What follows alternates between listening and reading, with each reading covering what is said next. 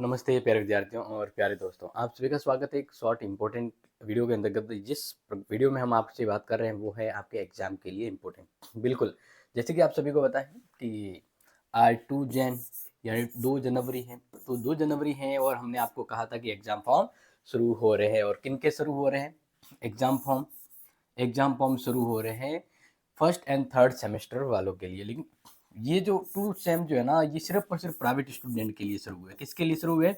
Private student के लिए exam form शुरू। अब ध्यान रखिएगा, ये वीडियो आपको थोड़ा सा पहले मिलेगा क्योंकि सभी को अपडेट देने के लिए।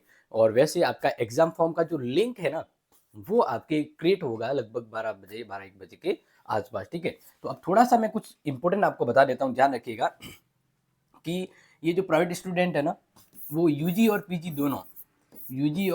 पीजी दोनों के लिए, यानी कहने का मतलब है जैसे बीए कर रहे कोई प्राइवेट, या ये हो गया इसके अंतर्गत। अब पीजी के अंतर्गत जैसे बात करें, आप एमए कर रहे हैं, क्या कर रहे हैं?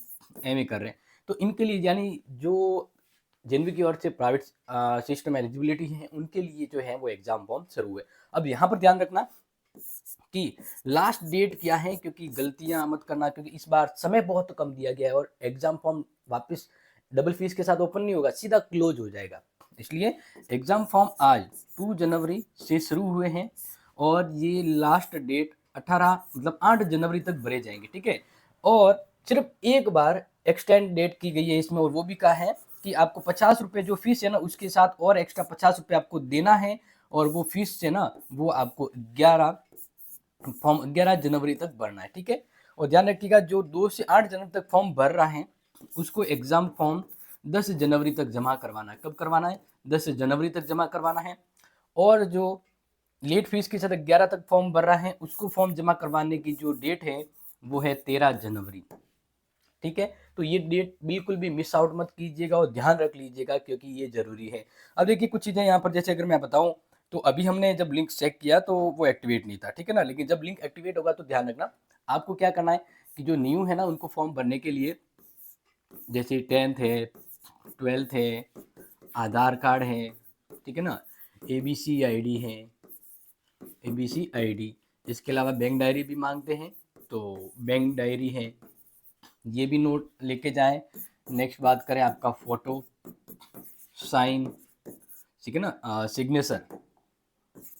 सिग्नेचर मांगते हैं। इसके अलावा आपके जो सब्जेक्ट वगैरह हैं वो आपको पता होना चाहिए, यानी आप फिल करें तब आपके पास सब्जेक्ट डिटेल पता होनी चाहिए।